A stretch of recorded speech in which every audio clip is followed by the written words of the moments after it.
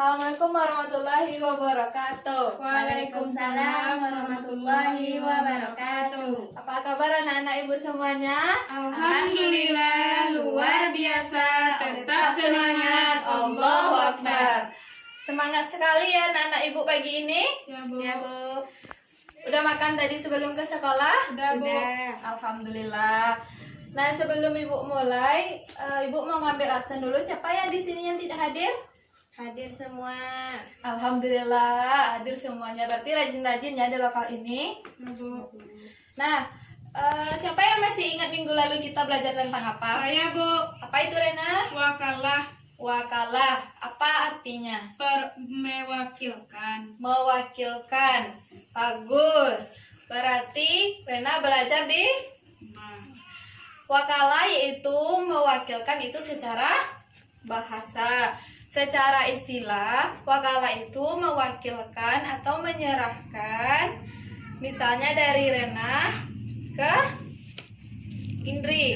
Nah, itu yang di segala bentuk tindakannya diserahkan kepada Indri.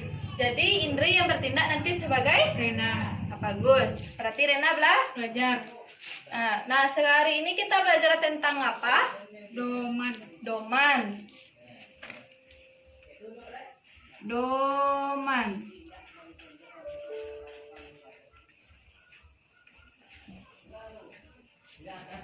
Nah, sebelum kita masuk belajar tentang doman, di sini ibu harapkan anak-anak ibu tujuan pembelajarannya yang kita capai itu ada yang pertama itu ada pengertiannya, pengertian dari doman. Yang kedua dasar hukum doman. Yang ketiga syarat dan rukunnya, dan yang keempat itu hikmahnya. Nah, yang pertama kita mulai dulu itu tentang pengertian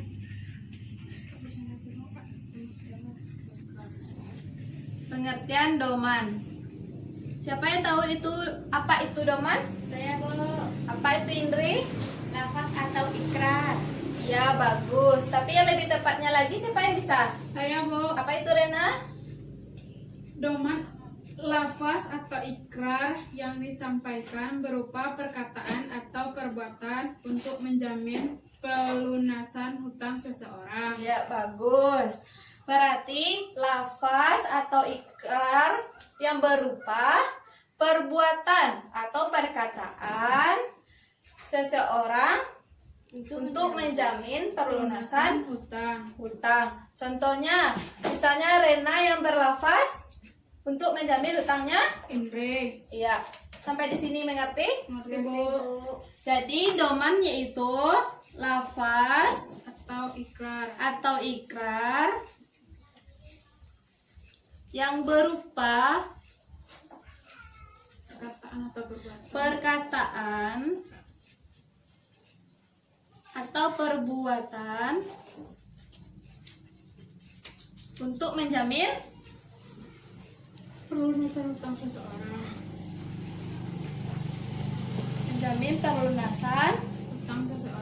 pelunasan hutang Seseorang.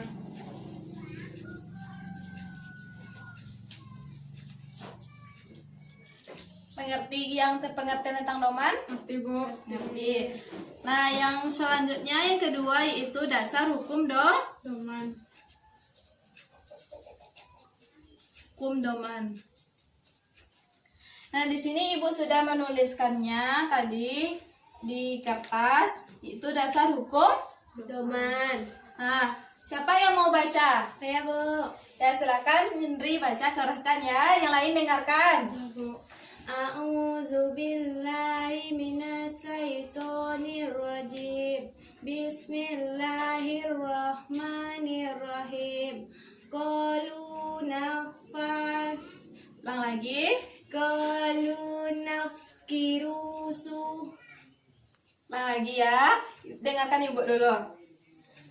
Qalu nafqidu suwa'al maliki. Qalu nafkidu suwa'al maliki waliman ja'a bihi himlu Ba'i Ba'iru wa ana bihi zahim Zaim zaim Sadaqallah. Sadaqallahul azim. Nah, siapa yang mau membaca artinya? Saya, Bu. Ya, Rena dipersilakan.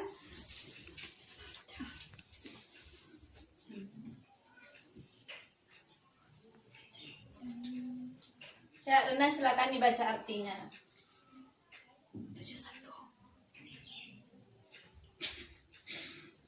Mereka menjawab, kami kehilangan alat takar dan siapa yang dapat mengembalikannya akan memperoleh bahan makanan yang berat, beban unta dan aku jamin itu. Mereka menjawab. Apa yang dijawabnya? Ada seseorang yang kehilangan alat Takar, Nah, siapa yang bisa menemukannya maka akan diberi imbalan berupa unta unta dan beban berat. dan beban berat. Nah, dari ayat ini Rena paham apa itu maksudnya? Di situ dijelaskan bahwa seseorang yang telah kehilangan alat takarnya ini, terus ada yang datang, siapa yang nanti yang bisa menemukannya maka akan saya beri imbalan. Nah, itu dimaksudkannya yang kehilangan barang ini dan ada yang menjadi penjamin untuk memberikan imbalannya.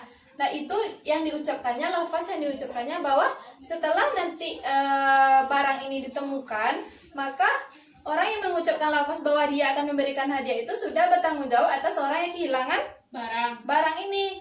Nah, sampai di situ paham? Paham. Mau bertanya? Tidak, Bu. Oke, selanjutnya kita masuk kepada syarat dan yang ketiga itu syarat dan rukun. Doman. Masih semangat? Semangat, Bu. Yang pertama, kita masuk rukun dulu ya. Yang pertama, rukun doman itu harus ada penjamin. Kalau tidak ada yang menjamin hutangnya, siapa yang mau Menjamin. membayarnya? Yang kedua, harus ada orang yang dijaminnya, orang yang dijamin hutangnya atau orang yang berhutang. Misalnya penjaminnya Indri, orang yang dijaminnya Rena. Yang ketiga ada penagih Utang. Misalnya yang penagih hutang itu Ini. jadi Rena misalnya, Indri misalnya yang sebagai, baik Ibu jelaskan satu-satu. Yang pertama itu ada penjamin. Penjamin ini misalnya Indri yang menjamin hutang Rena. Berarti Rena ini orang yang Dijamin. dijamin hutangnya. Yang ketiga harus ada orang yang penagih. Orang penagih.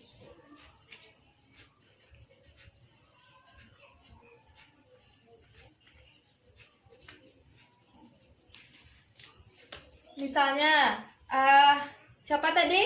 Indri sebagai Penjamin. berarti harus ada Penjamin. Yang kedua, Rena yang Dijamin. dijamin berarti orang yang Berhutang. Nah, yang ketiga yaitu orang yang Penagih hutang. penagih hutang berarti orang yang meminjamkan hutang, Yang meminta hutang. Seperti contohnya itu, misalnya Rena berhutang kepada Ini. lalu Dijamin Indri. oleh Indri. Nah, yang ketiga berarti syaratnya apa setelah dijamin? Berarti harus ada tadi lafaz atau Ikrar.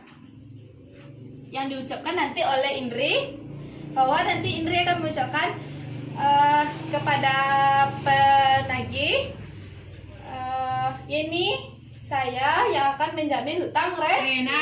Rena. Mengerti? Ngerti Bu? Berarti harus ada keempat syarat, keempat rukun ini. Ya Bu. Maaf tadi Ibu menyebutnya syarat. Keempat dari rukun ini harus Ada. Jika salah satunya tidak ada berarti tidak sah. Berarti domannya batal. Karena misalnya tidak ada orang yang dijamin hutangnya. Nanti siapa yang berhutang tidak Ada. Jadi kalau tidak ada semua rukun ini maka tidak sah. Paham? Paham. Selanjutnya yaitu syarat Doman. Baik, yang pertama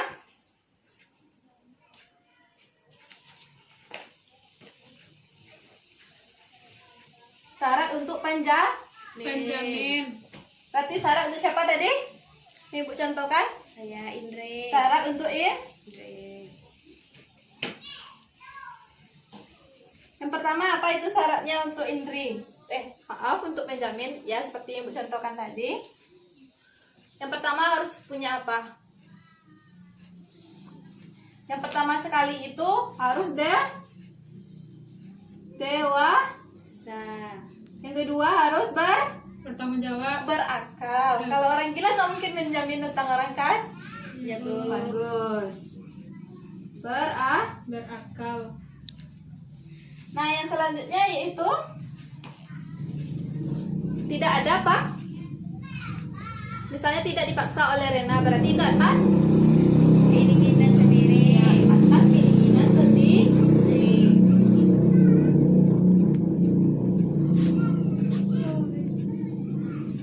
Untuk syarat penjamin yaitu berarti orang yang boleh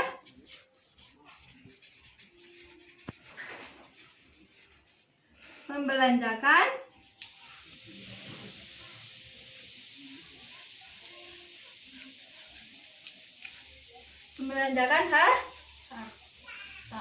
Halo anak-anak Ibu semuanya masih semangat?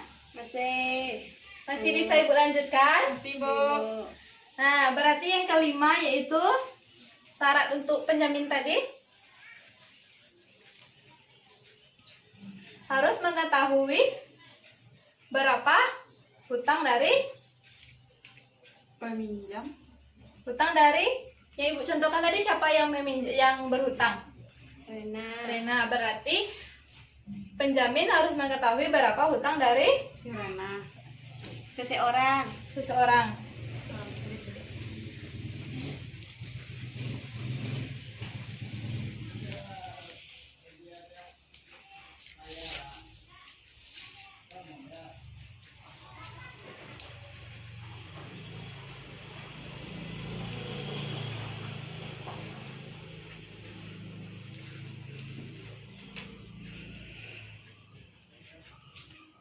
Nah, pertama apa tadi syarat dari seorang penjamin itu?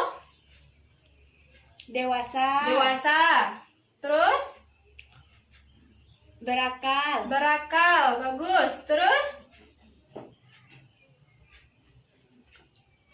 apa tadi? Tidak dipaksa itu apa? Atas kemauan. Kemauan diri sendiri. Ya bagus. Yang ini orang yang boleh membelanjakan. Harta. Dan yang kelima, Mengetahui Mengetahui beberapa beberapa hutang orang yang dijamin. nah sampai di sini mengerti? Ngerti. Baik, Ibu lanjutkan. Yang kedua syaratnya yaitu syarat untuk orang yang jamin.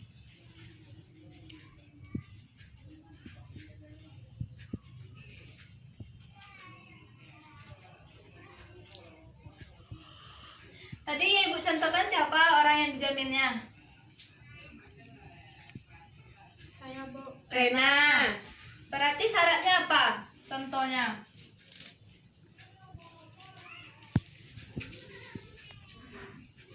Misalnya berarti Rena ini syaratnya berarti orang yang harus boleh membelanjakan harta. Orang yang boleh membelanjakan harta. Orang yang berdasarkan hukum. Diperbolehkan Orang yang berdasarkan hukum. diperbolehkan untuk membelanjakan harta.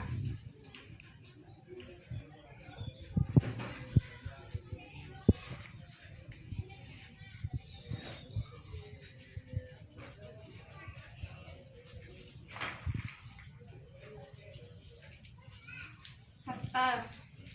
Nah, selanjutnya syarat untuk orang yang apa lagi? Setelah orang yang dijamin, syarat untuk Yang menagih orang yang menagih. Hutang.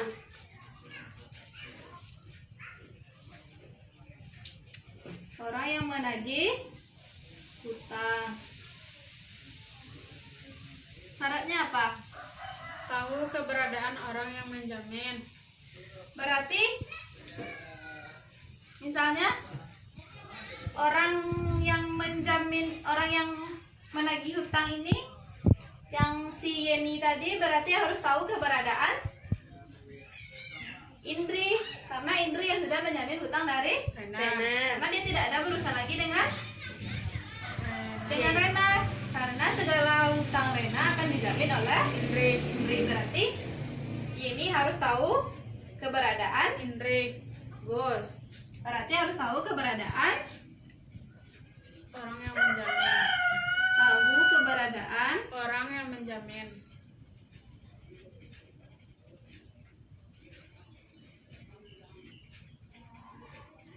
sampai di sini paham? Paham, Bu.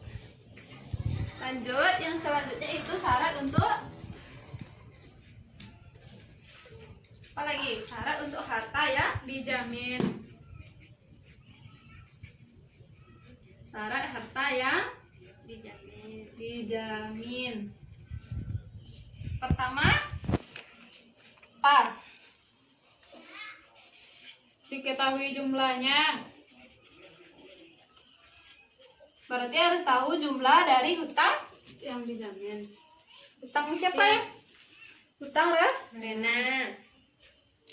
Jadi harus tahu berapa jumlah hutang dari. Rena. Yang kedua, diketahui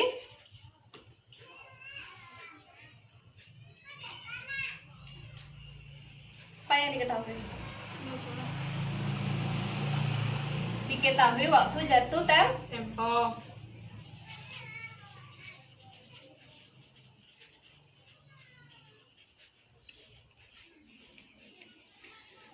berarti harus diketahui kapan harta itu atau hutang itu dikembalikan. Terus harus diketahui ukurannya. Ukurannya ini berupa apa besarnya? Ya kan? Ya, Bu. Berarti harus diketahui berapa besar harta yang akan dipinjam. Kan. Berarti orang yang menjamin juga harus tahu berapa harta yang Dijamin. dibayar. Karena dia yang Jamin. hutang dari Panjang. peminjam. Yang keempat yaitu diketahui kah? Apa yang diketahui? Kadarnya. Kadar hutang kadar harta Tersebut. Selanjutnya syarat apa lagi? Yang terakhir. Setelah semua syarat tadi, syarat apa yang paling harus ada? Harus ada Lafaz. harus ada syarat dari lafaz atau ikrar ini sendiri. Syarat lafaz ini harus dapat dimengerti oleh semua orang. Paham? Paham, Bu. Atau tidak paham? Ada yang mau ditanyakan sebelum Ibu lanjutkan? Ada yang mau ditanyakan? Kalau mau ditanyakan boleh. Tidak, Bu. Tidak ada yang menanyakan. Berarti paham sampai di sini. Paham, Bu. Paham. Selanjutnya yang terakhir Yang keempat, hikmah. hikmah dari Doman. apa hikmahnya kira-kira setelah dari doman ini? Setelah Ibu berikan contoh tadi seperti Indri menjamin hutang Rena dengan mengucapkan lafaz atau ikrarnya bahwa dia akan menjamin hutang Rena yang berhutang kepada Yeni. Jadi apa hikmahnya yang kita bisa ambil dari contoh tadi? Yang pertama, Indri ini berarti sebagai orang yang Menolong. Berarti hikmahnya kita bisa jadi Saling tolong menolong. saling tolong menolong.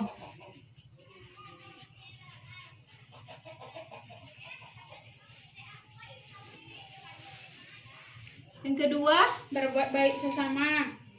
iya, saling menolong dan berbuat baik sama itu kan beda. Saling tolong sama maksudnya.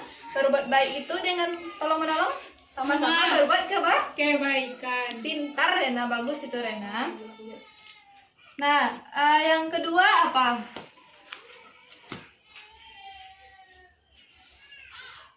Mempermudah. Siapa tadi? Misalnya hutang Rena ini udah lama menunggaknya kepada ini, setelah dijamin berarti mempermudah Hutang seseorang. mempermudah hutang seseorang. Orang.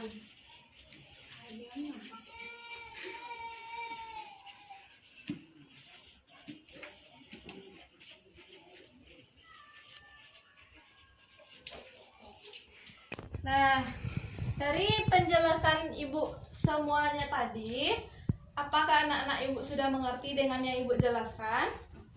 Ngerti, Bu. Ada yang mau bertanya, disilakan. Tidak, Bu. Kalau tidak, Ibu yang bertanya. Jadi tadi apa itu pengertian dari doman? Angkat tangan.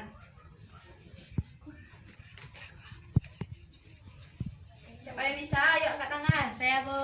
Ya, Indri silakan. Doman adalah lafaz atau ikrar yang disampaikan berupa perkataan atau perbuatan untuk menjamin pelunasan hutang seseorang. Bagus. Contohnya tadi seperti Ibu contohkan seperti apa?